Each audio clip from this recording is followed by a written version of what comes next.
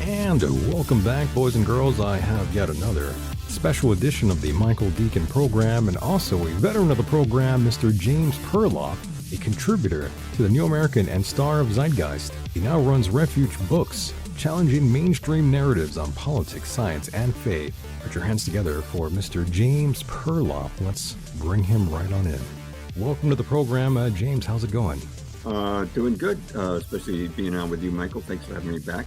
Absolutely, my friend. I always like when you are on the program. My listeners, they absolutely love you. They like your website.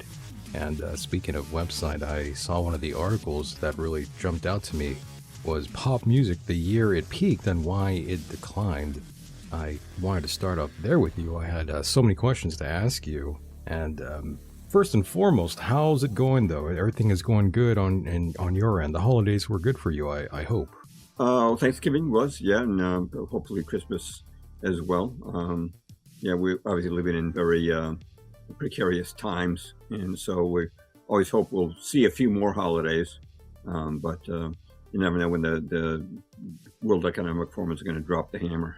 This is true. They are ramping up for another round of all these sort of experiments that they will unleash on the American general public. I'm quite sure of that. But that's another story. So yes, back to the article at hand here. I was really curious about what sort of intrigued you to write this article.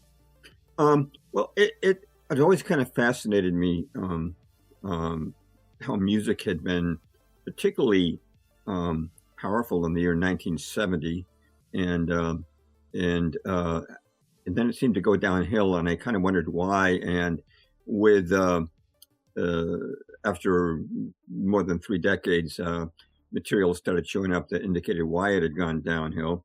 And part of it, has to do with just the general trend of how the deep state controls the arts. And I actually started off my article telling a story back from the 1970s. It wasn't about music, it's about an allied field of the arts. My mother was an artist. She did pretty good. She sold her paintings for a few $100, which is pretty good back in the 1970s. And but above all, she was an art instructor in the history of art at private schools. And in the 1970s, she came to Boston to visit me and my sister, and she wanted to visit some of the famous art galleries on Newbury Street in Boston. And so we went to a gallery, and we were kind of appalled by some of what we saw. There was a painting. It was just a canvas that had like 7 or 8 marks on it. It looked like they'd been made by a ballpoint pen. Just random marks. And the painting was selling for thousands of dollars. And then we continued on, and we came to this was so ridiculous. It was a blank canvas, no marks, no brush strokes, just a blank canvas. And the artist, if you can call it that, called it Snow. and it was priced at thousands of dollars, and we were just amazed that something that it required no effort or work or artistry was being sold for thousands of dollars, even though there was nothing on it. So my mother made a wisecrack to the, which I can't remember, to the receptionist as we left that gallery. Um, but there's a statement. I quote at the beginning of the article. Beauty is in the eye of the beholder, Right. and I think that that's very true. At the same time, I have to say, can you take a canvas that a modern artist has splashed paint on randomly, and then say that's as good as a Rembrandt just because it's all subjective? And I think there is a great deal of subjectivity in how we appreciate the arts, but there's also some objective measures that we can measure these things by. But it seems like the deep state has been trying to make everything ugly, whether it's art or architecture or the movies or um, music or even women. And there was a show on television um, just a few years ago. It's called Hot and Heavy, Hot and heavy. and yeah, I don't know if you ever saw that. I just saw clips of it, but it was about these young men, and they're gorgeous hunks. They're like male models, and they're dating these morbidly obese women. Oh They my. don't give they don't give the weights, but they look like they're like 400 pounds and up. Oh my God. And the guys are claiming, oh, these women are so hot, and like nobody believes that. Nobody really thinks a morbidly obese woman is hot, but it was kind of the narrative that they were pushing. And I also feel that the same thing has happened in the field of music. But one thing I do stress at the beginning is I said near the beginning of the post, I said, one person this song rocks is another person this song sucks, and I definitely agree with that. That our taste in music is subjective. My parents' generation, in the 1940s, the big band music was a thing, and um, I. Uh, I was bored when I heard big band tunes. I was into the music of the late '60s, and but Don McLean came out with a famous hit in 1972 called American Pie, and he deplored the music of the late '60s. He wanted to go back to the Buddy Holly era of the 1950s. So music is generational. It's subjective to a great degree, but also, as we're going to look at tonight, there are some subjective measures that just suggest that music has really gone down. So for this post, I actually went back and I looked at the Billboard Top 100 hits for year after year. And, for years 66, 67, 68, 69, there were close to 30 songs that I thought were great at the time. And I still think are musically great. Now, I might have changed my mind about some of the lyrics, but as far as the melodies and the harmonies and the instrumentation goes, I thought they were excellent. But the year 1970, for me personally, and I know for a few other people, music really peaked. And I count 53 songs on the Billboard 100 that I thought were excellent musically. And on top of that, there were 9 songs that I remember that weren't even didn't make the top 100. So I put it at 62. And my blog post, I embedded some of them. I don't own the rights, but I just linked them from YouTube, and I'll put the links to all the songs at the end of the post. And so it was kind of like how I felt. And I'm going to get into how music started rapidly declining after that year. But first, I want to throw it back to you because you may have some thoughts on some of the things I've But said. I absolutely agree with you that music has sort of declined. Absolutely. At one time, there were a lot of anti-war songs that were really popular and pulverizing, very driven by this anti-war message. And today, there's no such thing anymore. I mean, there are Right. to some degree, but it's very light. It's not like it was all those years ago. And I'm sure you have noticed that. I just don't think that's allowed anymore. Right. Well, actually, I asked AI, are there any social songs in recent years, social protest songs? And it gave me a 4, but they were all politically correct, woke songs, like a song against climate change, which is exactly what the World Economic wants. They want a climate change lockdown. So that was not Oof. anti-establishment. But back in 1970, there were some really great social songs. Melanie did a song called Lay Down, which was really powerful. And actually, I was going to I told you about this before we went on the air, that I had put together a medley of some of these songs, including that one. just to give people an idea of the song levels that were being heard. And it had Bridge Over Troubled Water, a clip from that, a clip from um, James Taylor's Fire and Rain, just some really great Those songs. are great songs. Yeah. But you warned me about the copyright situation you Oh run yeah. into so I just, okay, we're not going to Yeah, play those. they get very angry Yeah. about that. Yeah, but there were a lot. The song by Edwin Starr called "War," which I would turn up the volume on, and that. But of course, that song could never gotten to the number one on the charts without the man That's actually right. approving of it. And another song that year was "Ball of Confusion" by the Temptations. There were a number of social songs, but along with that, a lot of beautiful love ballads and soul songs from Motown, and it was quite a variety. And I I just thought, well, this is great. I was 18 years old then, and I was just listening every week to the top 40 countdown. I wanted to see which song had become number one for the Boston music scene. Um, and uh,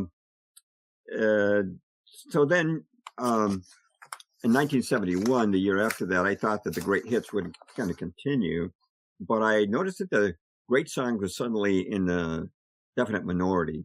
And I remember in support of this, something a Boston DJ said. It was probably WRKO, which was a big top 40 station. And it was a song that he was playing, and he said, "What? How did this thing get this high in the charts? Does anybody really want to listen to this thing? Come on, people, the system has got to be rigged." That's approximately what he said, and he was right. The system was rigged. Boy, was he right. He was right. And the song he was talking about was a song called Timothy, and Timothy was about cannibalism, and it was about these three miners. They were in a cave. There's a cave in, and they haven't got any food, and they're waiting to be rescued. And one of the miners, and according to the lyrics, one of the miners says, "I'd sell my soul for a piece of meat." And he and the guy who's singing the song start looking at the third miner, Timothy. And at the end of the song, they're rescued, but their bellies are full, and nobody can find Timothy anywhere. And it's obvious that they've eaten Timothy. And so what the DJ was saying is, anybody want to really listen to the song like this? Do they want to dance to a song like this? And I noticed also the summer of 71, there was a song that came out. It was very simplistic. It didn't have a catchy melody. It was called Mr. Big Stuff. The lyrics weren't good. The lyrics were just, "Mr. Big Stuff, who do you think you are? Mr. Big Oh Stuff, boy, yes. you're never going to get my love." I just thought, I knew, I'm sorry. I knew a lot of people in the Boston music scene, and I knew this was not something that would appeal to their taste, but I just said, something's wrong here. I'm sorry. You were going to say something. I was just going to say, oh my goodness, yes. This song plagued the airwaves when I was really young as well. They used to You play remember the song? They used to play it in the early 90s nonstop on one of the local stations I would listen to out here in my old hometown of El Centro. And I remember the song thinking, oh my goodness, who likes this? Yeah. Well, they said it was number one in Boston. And then another thing that bothered me in 71, in 1970, the song of the year was Bridge Over Troubled Water, which really, by Simon and Garfunkel, of course, it really deserved it. It was a beautiful song. And but in 71, they said this song of the year was Three Dog Night's Joy to the World. And I had nothing against Three Dog Night. I thought they'd done some good songs previously. But I actually had a roommate who ran a club band, and they would play cover songs on request, but he said they refused to play Joy to the World because they thought the song really stunk. Now, in my article, you might not have seen what I amended to this article. I quoted the lyrics to the chorus. It's "Joy to the world, all the boys and girls, joy to the fishes of the deep blue sea, joy to you and me." And I said, that's like a nursery rhyme. And so after I published the article, I actually asked AI about the origin of the song. And here's what Microsoft Copilot said, quote, "Hoyt Axton originally wrote Joy to the World for a children's TV special that never happened." Oh, wow. Yeah. And the song starts out, the lyrics are, "Jeremiah was a bullfrog, was a good friend of mine." Well, Jeremiah the bullfrog was supposed to be a character in this children's TV show. It was actually written for a Sesame Street level audience. And yet we were now being told this is the song that young adults consider the song of the year. Yeah. And I wasn't buying, something was wrong. And I continued to listen to Top 40 radio, hoping that, really good music was going to make sort of a comeback. But I found that well, 1970, I count 62 songs I consider musically excellent. You know, as I say, even today, even though I've gone through countless personal changes, and I don't listen to these songs anymore, but when I look back at them, my opinion of those songs hasn't changed. I still think that musically they were They solid were songs. solid songs, yeah, and Yeah, I yeah, agree. I listen to a lot of classic stuff, a lot of oldie stuff that yeah, influenced from my parents, and I still like those songs today. They hold up just fine. yeah. I don't really like a lot of the mainstream music today. I think it's awful, to be honest with you. I was just at a bar not too long ago, and some couple walked in there and they started playing what I thought was country music, and then it turned into like a pop song, and whoever sings it starts rapping. I thought, who the hell is this for? I'm clearly not in that demographic. I thought it was terrible. Yeah, yeah, and I have no doubt that it was. Well, anyway, from 62 songs in 1970, I only count 19 for 71. 72, it drops to 8, stays at 8 for a couple of years. 75, it drops to 5. You know, I looked at these charts again and re-listened to a number of the Yeah, songs. I'm sure I missed one here or there, but 76, it drops to 1. And 76 was the year that disco took over. And um, I can remember listening to the top 40 countdown, and the number one song was Disco Duck. And we're supposed to Disco believe that Duck. Boston's sophisticated music audience thought that Disco Duck was the greatest song in the world at that time. And I turned to my roommates, I had a couple of roommates, and I said, you know, boys, music has sure come a long way since the Beatles. And we all laughed. But you know, everything was gone. The Motown soul songs were gone. The rock and roll was gone. The beautiful love ballads were gone. And disco was taking over. And, you know, a lot of people I know think, well, you just can't, you're just an old fogey. You were just an old fogey. You couldn't stand change. Well, no, I wasn't an old fogey. I was only 24 years You're old. pretty It wasn't young. that I didn't like change. I like songs of the 50s and the 60s. I didn't mind that changeover. There were two things we didn't like about disco. Number one, the songs were very simplistic. For example, the song Get Up and Boogie, those are the only lyrics, Get Up and Boogie, except once in a while they shout, that's right. And so it's got technically 6 lyrics, and the tune never changes. There's no harmony to the melody. It's just the same notes and the same lyrics over and over again for 4 minutes. And we didn't like the simplicity. We liked the complexity of earlier songs, which certainly represented a greater talent. And the other thing we didn't like about disco was the lifestyle it was promoting. It was promoting this idea that you go to nightclubs and you wear a gold chain around your neck and you wear a glittering sequin shirt and platform shoes and bell bottom and pants, and life is all about dancing and good times. And you know, there was no serious songs anymore, and we didn't care for that. And we weren't the only ones who felt that way, because I started hearing I've seen people around Boston with T-shirts that said "Disco sucks," Love that. and and then there was an event that took place, and I was just going to mention that Mickey Dolenz of the Monkees, this kind of spoke for a lot of people. He started doing TV commercials for a collection of oldies, and I can't find the specific commercial. He was riding around on a bicycle and was saying, "Where have all the great songs gone?" And he was expressing something that a lot of people felt, you know. So he was selling collections of oldies on, you know, still on vinyl. Oh, he's not wrong. He's not wrong. Yeah, And by the way, in yeah, terms of like Kiss doing the whole sort of disco type thing, what were your thoughts on that? Kiss. I'm sorry, talking about the group Kiss. Correct. When they started doing the whole disco thing, Well, you know, I've actually forgotten. You know, it was that bad. I turned off the radio after Disco Duck was number one. I just stopped listening to radio because I just figured the era of the great hits were over. So, you know, you can. By the way, probably shouldn't ask me about songs about the 80s and 90s. I did hear songs in the 80s and 90s that I liked, and I listed some of them in my blog post. Right. But if you ask me about certain groups from the 80s and 90s, I'm not going to even know. Oh, you were done with music at that point. I was done. I was Oh, I kind don't of done blame at you. that point. I would Okay. hear songs when I in public places, and they still didn't appeal to me. Although once in a while, I would hear one that I I really love liked. that. What was it with Kiss? You tell me. Oh, well, they started trying to ride that wave when they started playing or placating to that audience of disco. When they started doing that genre of music, a lot of their fans were like, "What the hell is this crap?" Right. Well, the Bee Gees did the same thing. The Bee Gees had done a lot of beautiful ballads. Um, they even did one about my state of Massachusetts called Massachusetts, and then they went totally disco. I guess they thought that that was the way to keep the Staying, income yes, staying in rolling the popular genre. Yeah. in. Yeah.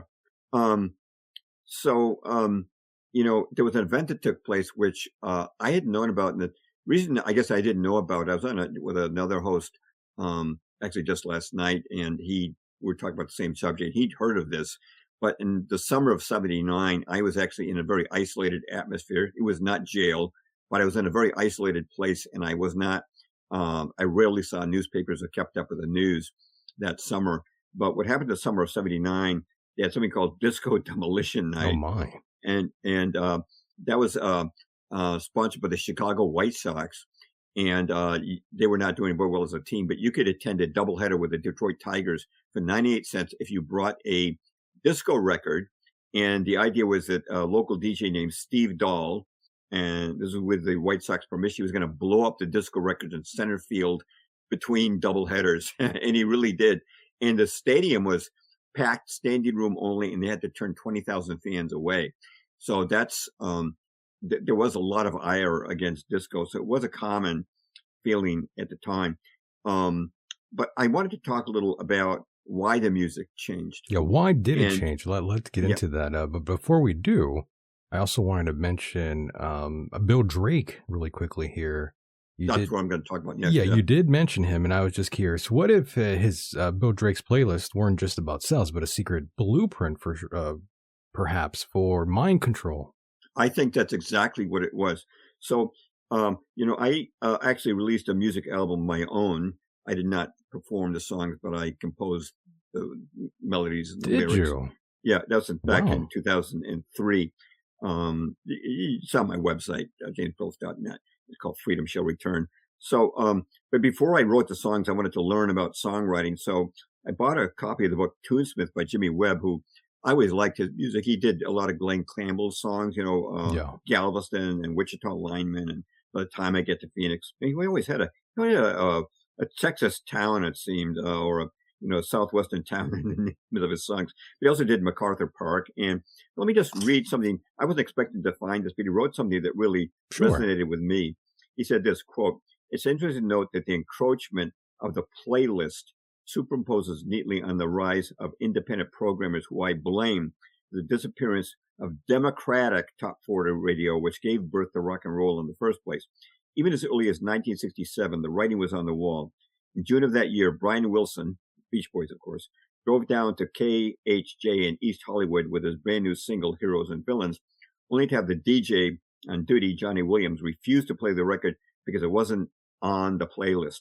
By 1971, one programmer, Bill Drake, a guy who looked more like a professional linebacker than an arbiter of teeny bopper taste, was deciding what was to be played on virtually every top 40 radio station in the whole country, end quote. Jimmy Webb. Now, I asked AI about this because I wanted to get caught up on it more. And Microsoft Copilot said, quote, by the early 1970s, radio playlists became tightly controlled. DJs lost the freedom to play diverse tracks, and stations focused on approved top 40 hits. This narrowed exposure and encouraged formulaic songwriting. And then, unquote, and Grok said this, quote, Jimmy Webb's anecdote is 100% accurate and captures the exact moment when the old world of pop songcraft collided with head-on with a new reality of centralized consultant-driven radio, what he described as the birth of the top 40 format as a national monolith, and Bill Drake was the single most architect of that transformation. Drake in Los Angeles picked the records, and stations from Boston to San Diego played essentially the same 30 songs. Webb, being an old school craftsman, felt this shift personally. The kind of lush, structurally adventurous pop ballad he excelled at simply stopped fitting the new radio reality after about 1970-71. That's exactly when I sensed it changed. Drake personally chose and ranked every record every week, end quote. So, why was Timothy the Cannibal song on the radio? It's because Bill Drake said so. Why was Mr. Big Stuff number one? Because Bill Drake said it was number one. That was what had changed. It was no longer the audience. Now, Drake claimed that he was basing this on popular demand. He was basing, they said, on audience surveys and record sales and jukebox plays. But I personally suspect that it was more to it than that, because the deep state has long been dictating the changes and trends in the arts. And just to leave music for a moment, I wrote a blog post a few years ago. It's called "Why There Was a Golden Age of Television." Back in the 50s, when televisions were first being sold, there were very wholesome shows like Leave It to Beaver, Father Knows Best. And actually, if you watch the shows in the early 50s, they quoted the Bible a lot, and Christianity was very positively portrayed. And in fact, the very first song ever to play on its premiere on television was "I Believe," a song about belief in God. And then when TV ownership topped 90% in 1963, I felt a real shift. TV now was in just about every home, and they started to boil the frog, started to introduce things until it became what it is today. And, it had to be wholesome to get into people's homes. And why did TV, today you've got cursing and graphic sex and graphic violence and homosexual characters. And why was that? Was it public demand? Were grandmas calling up and say, "I want my grandkids to hear swearing, and I want homosexual characters in every show, and I want a graphic violence"? No, it wasn't the public. It was the deep state pushing these new trends on the public. And of course, they embraced them to a great extent, because they thought, just like they embraced COVID because they were being told that was the latest thing. So when it comes to music, you said you've had Mike Williams on your show, The Sage of K. He's the expert on the Beatles. And he's pointing out that the Beatles were artificially created. It wasn't just, a spontaneous success, but there were a number of examples of that. For example, they did an album called Rubber Soul. It took, the time they started composing the songs to the time it hit the market was less than a month. I mean, they supposedly composed 16 great songs, arranged them, rehearsed them, played them, recorded them. They were mastered, mixed. All the records were stamped, and the record labels were made less than a month. And that doesn't happen. That doesn't happen. And the following year, 1966, they went on tour. Now, they just released a brand new album called Revolver. And yet they didn't play a single song from Revolver. And somebody figured out, I think it was Mike Williams, the reason they never played a song Revolver, they didn't know how to play those songs. Those songs had been written for them, and they were played by studio musicians. And the Beatles just came in and they just sang the playback to the pre-written music. That's right. But they went on tour. They didn't know how to play those songs. Why wouldn't they play the song of the latest album? Why wouldn't they promote that? They only had a very small repertoire of songs that they knew how to play. And of course, that was their last tour, 66. So they were controlled. But the other one, they're really fascinating. And I don't know if you ever had Dave McGowan on your show, the late Dave McGowan, but he had a marvelous book that really stunned me. It was called Weird Scenes in the Canyon, about the rock bands of the 60s that lived in the Laurel Canyon, Laurel Hill Canyon neighborhood of Los Angeles, often within walking distance of each other, and included the Beach Boys and the Mamas and the Papas and the Doors, and a lot of the other. I've been out there a number of times, by the way. Crosby, Stills, and Nash and Young, they were there, and it turns out they had connections to the military establishment, which had a laboratory there called Lookout Mountain. It's a very secret laboratory. And the Doors are an example I like to use. Jim Morrison of the Doors, his father was Admiral George Morrison, who was in charge of the Navy in the Tonkin Gulf at the time of the Tonkin Gulf incident, which started the Vietnam War. And the Doors came out of nowhere. Jim Morrison had no music experience. None of the Doors had ever been in a band before, yet instantly they had a record label contract, hit songs, which I listened to. They were good songs.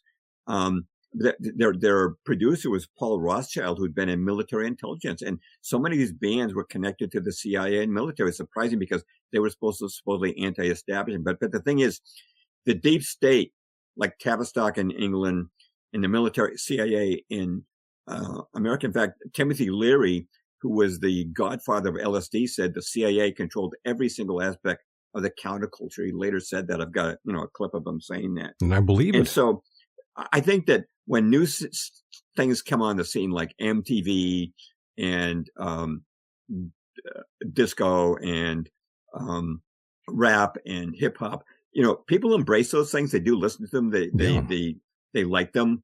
Um, there's a lot of conformity involved, and it's like with television, they changed it deliberately. And I don't think it was demand that brought on these new trends. I think that it was the deep state gradually degrading the quality of music over the years. No, I agree. I, Is I what basically believe makes that sense. I believe that wholeheartedly. And also, Frank Zappa also lived in two houses over there in Laurel Canyon as well. Right, and he came from a military family. He grew up on military bases, That's so he right. was very That is uh, wild. uh, part of that. Um, I've been out there, you by the know, way. I've been to that home before. It was once owned by Lady Gaga, by the way, too, which is kind of strange. But yeah, I've been out there. I'm not that far from Los Angeles. I've gone out there and had my fun out in Laurel Canyon. But that's another story. wow, no, never been there. Although I did live in a suburb of Los Angeles when I was a little boy Oh, did back in you? the late 50s. Oh, Yeah, La wow. Cañada, kind of La Cañada. Um, Well, anyway, now I stopped listening to radio a long time ago, but I still do hear current music when I'm in a public place like a supermarket. And what I notice is the songs seem to lack a very distinct, memorable melody. Yeah. The range of the notes doesn't seem very great. And one thing that is really bothersome is that back in the 60s and 70s they had this group called the Wrecking Crew.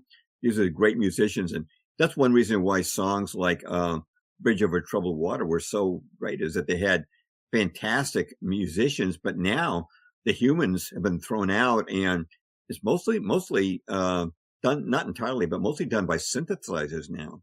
Um, so that's another factor in why music has been declined. But in my article, I was interested to know if there's anything objective that says music has gone down. I found out that there are studies that show it.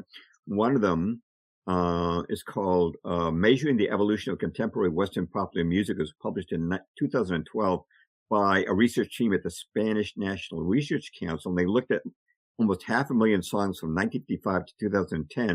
And here's what they said. This is a summary by AI. Quote, timbre variety decline. Songs increasingly use similar sound textures, reducing diversity. Timbre, of course, refers to the distinction between musical instruments playing the same note at the same time. Continue the quote, simpler chord progressions. Harmonic complexity is diminished with fewer chord changes and simpler structures. Loudness. Average mastering levels have risen steadily, confirming the loudness war. Homogenization. Overall pop sounds sound more alike than in earlier decades, end quote. I have a link to that study. And the other study was done by Queen Mary University of London. It was published in 2024 in Scientific Reports. It was called Pop Melodies Getting Simpler in the Age of Complexity. And they analyzed all the Billboard Hot 100 hits from 1950 through 2023. And here's how Microsoft Copilot summarized it. It, quote, found a steady decline in melodic complexity with notable drops around 1975, 1996, and 2000. Both pitch and rhythm complexity declined by about 30% over the period. And by the way, if you read the study, the guy says it's actually just put it 30%, is putting it mildly. But then going with a quote, it said there were three distinct simplification phases. 1975 coincided with disco and stadium rock. 1996, the rise of hip hop and R&B dominance. In 2000, digital production and streaming era.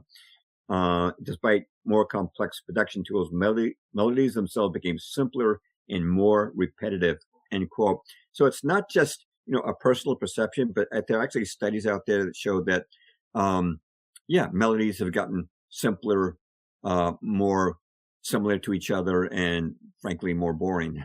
Pretty much. So creative freedom for the artist is pretty much diminished as well. You have the Right, record labels controlling everything, which is pretty right. fascinating. So yeah, it's not just you getting older, ladies and gentlemen. It's actually, that's not organic, to say the least. It's all done by design. Yeah, and they've been doing that, like we were saying earlier, Yeah, by Drake, with all the Boss Radio arts. format.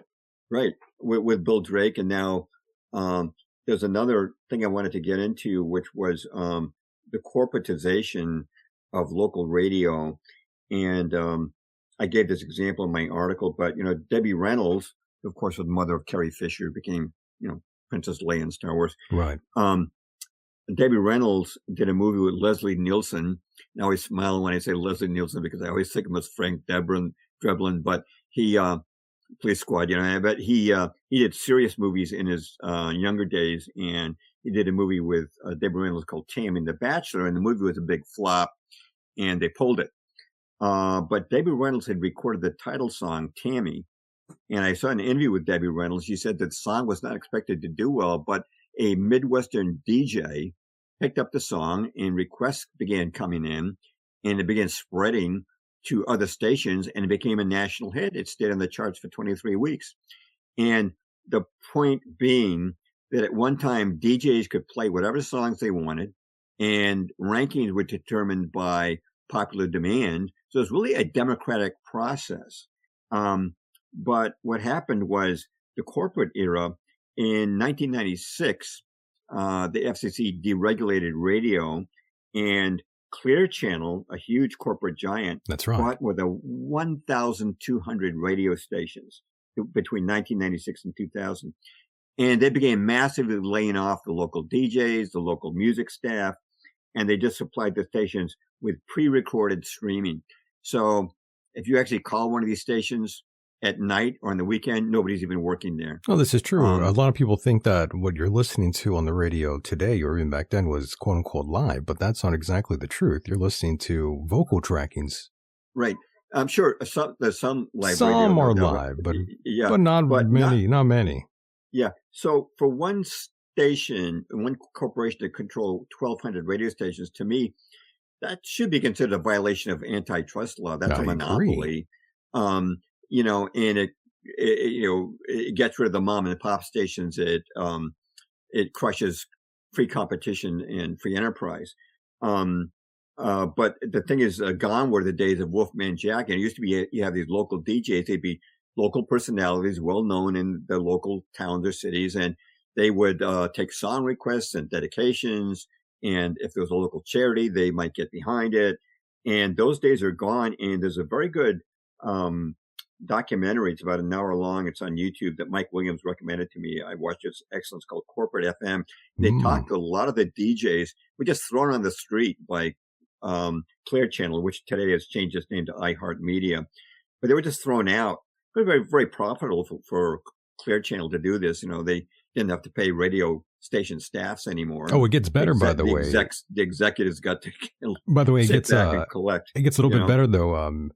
The radio industry is notorious for also letting their employees, they let them go for the holidays, by the way. Lots of mass firings go on around the time of holidays, by the way, for those who don't know.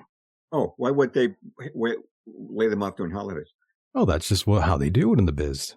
Oh, isn't that great? Well, that's not a very kind thing to do. People are looking forward to a Christmas bonus usually, not to a Christmas layoff. Oh, they fire you, yes. They lay a lot of people off around the holidays. They do it every year. Yeah. Outrageous. So the way I kind of wrap things up in the article is that, beauty's in the eye of the beholder, but there are benchmarks that have shown that music has gone downhill. Actually, the podcast that was on last night, he compared, in 1970, you had Bridge Over Troubled Water.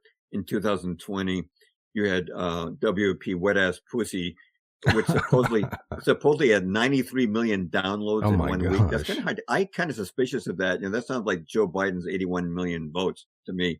But right, that's over the course of 50 years. And so I think music, like the other arts, has been dumbed down.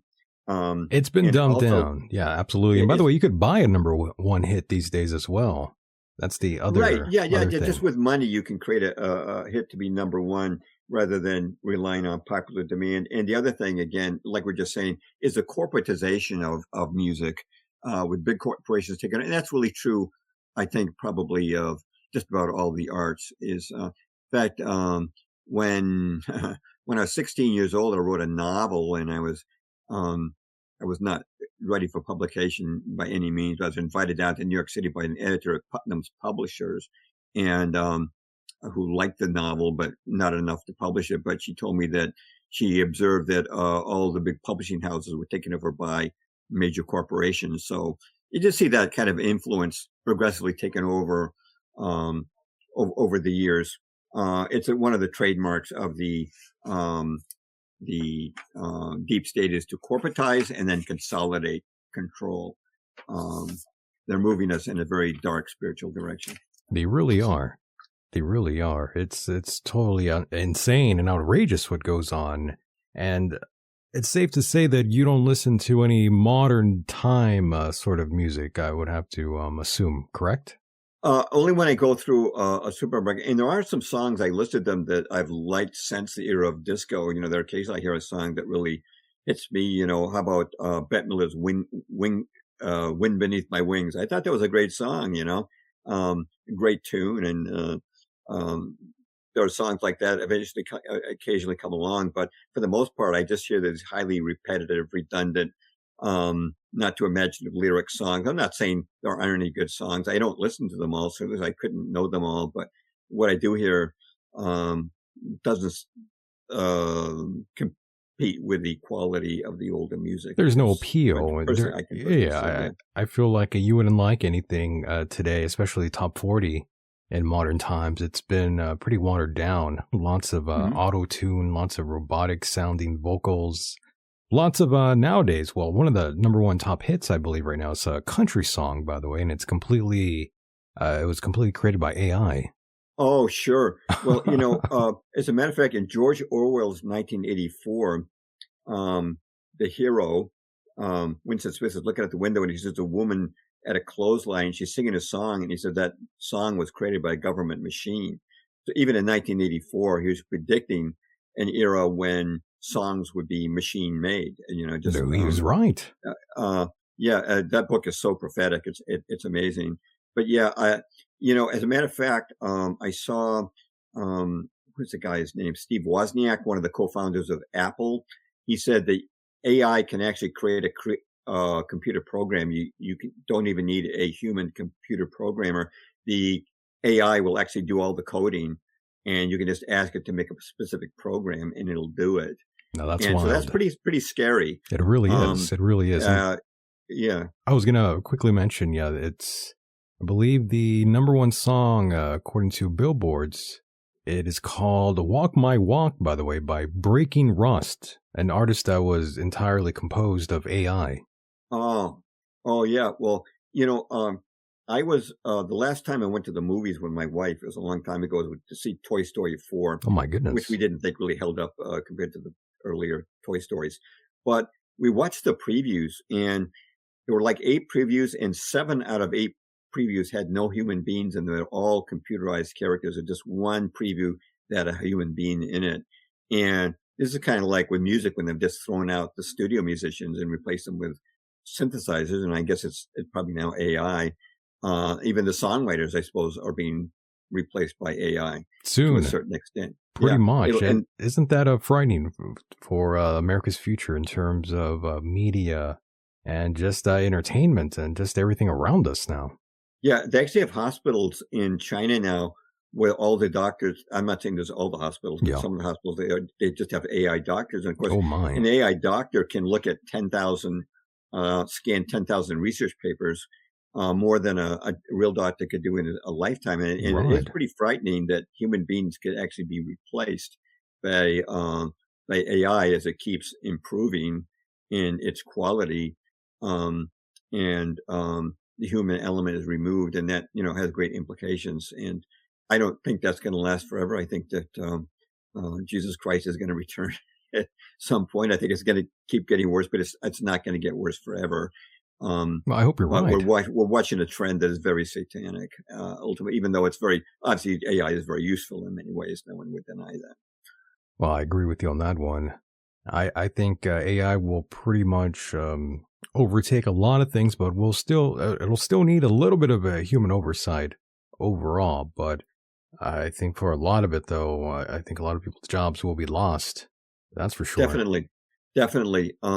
You could probably have a AI teacher or an AI lawyer who can scan all the law books and look at all the the legal precedents for a certain um, point being brought up in court, and then it would just be a question of who's got the best AI lawyer. I don't know. Right. And you don't have to pay them a fee necessarily, I suppose. I mean, I'm just speculating. I don't know there is such a thing as an AI lawyer, There but might I be. I could foresee a day when that would actually happen. I hope we don't have AI juries. I know. And by the way, just to spice it up here a little bit more, it's no secret who runs the music entertainment sort of complex and Hollywood for that matter. It's the same group of people, and I think you know who that is. Oh, who is that? Okay. Oh, the our friends, the JWs. Um, I'm sorry. My mind's going blank. Who are the JWs? Oh, the Jews. Okay, okay, sure. No, that's true. I know. I saw an interview. Must be about 4 or 5 years ago with some of the top rap artists or former top rap artists, and they Right. said the entire rap industry was controlled by an Israeli Jew. And I don't know if this you can still see this video or not, but they said that it was a requirement that you do something transgender if you wanted to go to the top of the rap industry. And you also had, and on occasion, some of these men said they actually had to have intercourse with this particular Israeli I believe it. in order to make it to the top. And so, and you obviously, to get, people, want dream of, recognition and make to the top of Hollywood or music, but you obviously have to really just about sell your You soul do. You got to play the in order to game. do that. Yeah. Yeah, if you want to go up to the top, you have to play the game. You got to do whatever they want. Yeah. And it's no secret. I mean, we're not revealing anything that isn't already Right. known in terms of the music industry, film, the adult industry. They're all ran by the same pretty much groups of people you can imagine, all from a different country. You don't have to really be a rocket scientist to figure that one out. But a lot of Goldsteins, a lot of Steens out there, my friend. Yeah. If you watch the old movies from the 50s, which were in the old television shows, if you look at the writers, producers, actors, you don't see those themes in there very much. They're very rare. And actually, that wasn't the kind of, good guy westerns were the kind of things they could write anyway or direct. But gradually that operation has changed. And I noticed, the Council on Foreign Relations, I did a book on them back in 1988 called The Shadows of Power. And at that time, it was the Rockefeller Morgan crowd. But if you look at their top execs now, they're all JWs, except one whose background is abstruse. I can't figure it out. But yeah, they've kind of taken over and inflicted a level of morality that is, obviously very objectionable from people of a traditional Christian point of view. And so, yeah, with it, the trends are dictated by the people in power, and it's not. Of course, it's not just the politics. You have to, not just the music, but the politics. You have That's to sell your right. soul in order to get to the top, and nobody gets to the top without compromises. I think it's practically virtually impossible at this point I believe so. to It's an do that. uphill Yeah, battle, so you kind of have to do what the upper echelon wants you to do, or else you won't have a sort of a hit. You won't have a much of a career if you don't right, acquiesce to again the right. suits. It's an Yeah, interesting thing, and it comes down also to our, as you mentioned, politics and the news that we consume, also ran right, by the same group of people, and right, also done by focus groups. Everything that you listen to, you hear, you touch and feel, it's all been approved by focus groups essentially. right. Yeah, and I wouldn't even want to be part of that Same. entertainment world anymore. No. It's so degraded at this point. I wouldn't want to be a Hollywood hit unless by some miracle I was able to produce something that was actually wholesome and good, and they would never allow that anyway. So No, no, not at actually, I all. remember I actually wrote a screenplay back in the mid Did '90s. It was you? optioned a couple of times. It was never made into a movie, but um, uh, this is like around 1995, and I noticed that Disney was offering $20,000 fellowships for screenwriters. I said, I wonder if I get one of those $20,000 fellowships. Then I found out that there was one group that wasn't allowed, and it was white males. Oh, really? If you're a woman or you belong to a person of color or a minority, you could get a fellowship. But if you're a white male, you were ruled out. So I was automatically disqualified. from getting that. And that's one reason I think why Disney quality has That gone is down hilarious. is that, they didn't want any white males producing their material By the anymore. way, I feel like I've been really taking advantage of the fact that I'm not a Caucasian. By the way, I'm of a mixed race. By the way, Okay, James, and sure. I've never really taken advantage of that. Maybe I should have. Well, I'm in the same position. I'm actually ethnically, I'm actually half Jewish, but I've never, tried to exploit that. You should have. See, Yeah. see, you gone wrong, James. See, your whole life could have been different if you would have really been pandering. That Right. sort of If I'd been angle. pandering and buttering people up and, doing everything politically correct, yeah, I probably could have gotten a lot further along. Well, But James. fortunately, By the way, I identify as being a black homosexual trans woman, but in part Eskimo I'm too, trying. Yeah, an right? Eskimo, right? I'm trying. Yeah, that's the way to get ahead in this world, sure. Right. Just put that on your application, you go right to the top. Exactly. And by the way, But since AI go will ahead. figure out you've lied pretty quickly. Oh, I know. They'll catch on. But by the way, I did want to mention, I know we don't have all that much time, and I really thank you for being here. I'm very Thank you. thoroughly entertained, and always a wealth of knowledge you are, my friend. Love having you here. But I did want to ask you a little bit about politics in regards to the Charlie Kirk and now the wife sort of situation with Erica Kirk. She's doing a world tour of sympathy now and really squeezing the Republican Party for all it's got. In my opinion, it seems a little over the top, a little pretentious even. I'm very curious what your thoughts and opinions are on that.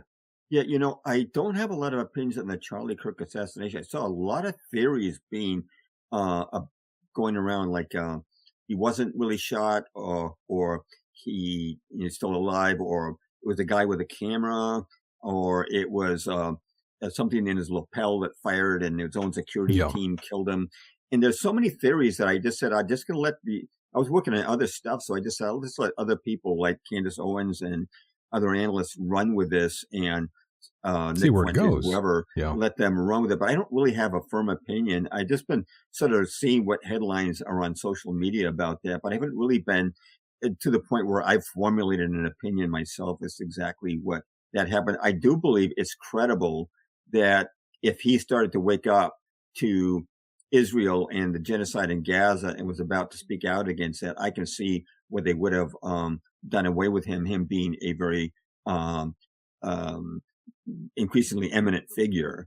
I could believe that, but again, I don't know that that's the actual story. I don't. How about your own opinion? What's your take on it? Well, that's the thing. I'm not entirely sure if it was some people think it was real. Some people say it was all AI. I believe to me, it seemed like he's pretty dead. I mean, I saw pretty high def video of his assassination out there when it happened, and the guy looks pretty dead to me.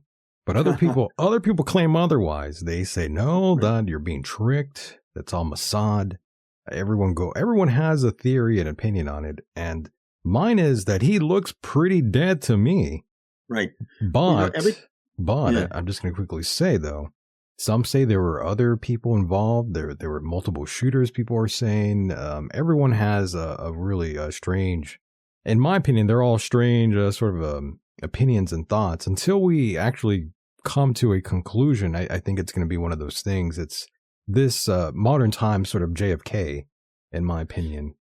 And you took the words out of my mouth. Oh, really?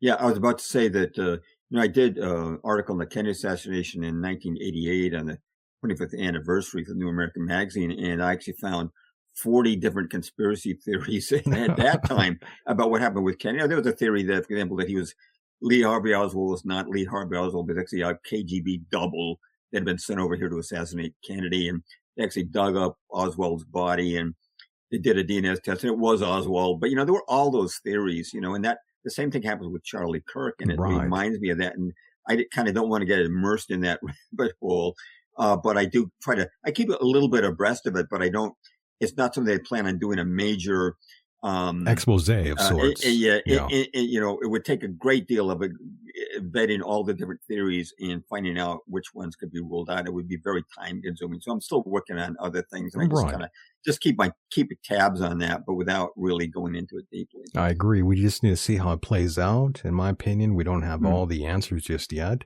I do find it very interesting and very strange that Benjamin Netanyahu would mention Charlie Kirk multiple Right. times now. I thought that was a little unusual. He's an American podcaster, is pretty much the way I see him. I wasn't really impressed by anything he said. I mean, he's arguing with children, in my opinion. And again, I don't really care for him or for any of it, to be honest with you. I'm not a conservative, and I surely don't want to live in the 1950s anymore. So I am, I guess you could say I'm liberal now because I think otherwise, but I'm not a liberal. I'm not a Democrat. I'm not any of these things, by the way, Right. James. I'm on the outside looking in. My views and opinions are far more out there than could be measured by any of these places, to be honest with you. For instance, I actually do believe wholeheartedly that we need a license to breed. And I know it's kind of a hypocritical point of view in a way because I'm kind of against government, yet I want a government regulated sort of a test to see who could breed or not. And that's kind of insane. So I have a few little quirks about me in that regard. I'm a little hypocritical in that regard, but I mean, who Right. isn't, Well, right? I remember when a congressman made a completely low IQ remark. It was like incredibly stupid, and one of the comments on his remark was, "Makes a great case for selective breeding." Oof. You know, so yeah, I don't know about that, but I haven't thought of it. Of course, the Spartans, they did selective breeding, and they wound up being a very um, um, uh, expertly and an army that was excelled at self-defense That's right. as a result of those methodologies. That gets to the whole subject of eugenics, which became kind of a Yeah. cruel thing. It's You a know, eugenics, little, it's a little yeah, dark. yeah, I understand for eugenics sure. went really overboard in the 1930s, not just in Germany but in Britain. In fact, Charles Yes. Darwin's son was the head of the Eugenics Education Society in Britain, and in America, we sterilized thousands, tens of thousands of people for things like um, um, having epilepsy or alcoholism in the family, and Right. those laws were eventually wiped out. But yeah, that's an interesting subject matter. It really is. And And by the way, Jeffrey yeah, Epstein also very much into eugenics as well. was he? He Oh, was. okay. He was Uh, taking women out there to Arizona, his ranch out there, and he was wanting to procreate with a lot of different women, it seemed like. yeah, well, he probably had ulterior motives that went beyond eugenics. Most likely, yes. Right.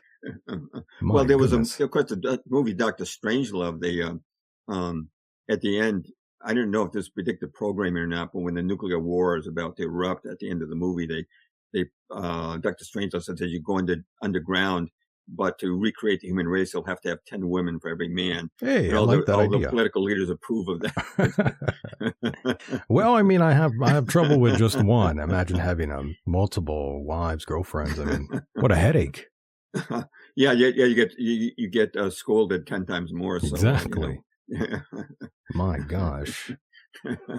This is true. This is true. And by the way, for those wondering, at one time, James here, our guest here, he actually did, in fact, in my opinion, and I've said this before, you looked a lot like Jim Morrison at one time. Oh, I didn't know that. Yeah, I Yeah, I'd have mentioned to it to go you back and once. look at some older pictures of him.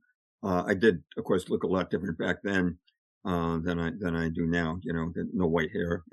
Exactly. I remember I saw a photo of you when you were, I believe, somewhere in your like 20s, and you looked a lot like Jim Morrison. It was Hmm. quite Yeah, striking. yeah. Hopefully, I'll avoid the same fate. I know, right? Well, you survived this long. He was already dead by an early age. You're good. You're good. Yeah, 54 years now. Yeah, you're fine. You're fine. And by the way, I also like that video that you initially attached to the email. I had never seen you show that sort of personality before, James. I never Oh, seen the side of you. I well, thought, look at him.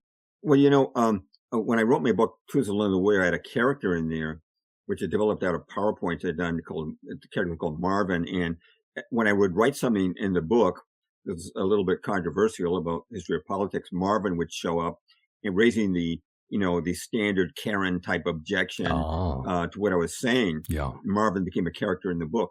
And so when I did this, I used to make memes, a ton of memes. But when Twitter shadow banned me and nobody could see my memes anymore, I sort of felt nostalgic for some humor. Yeah. So I did make a video of myself confronting Marvin. Marvin's dressed up in a disco outfit, with glittering hat and glittering shirt, and he's got the sunglasses and the gold chain around his neck that says disco on it, and he's rocking the disco.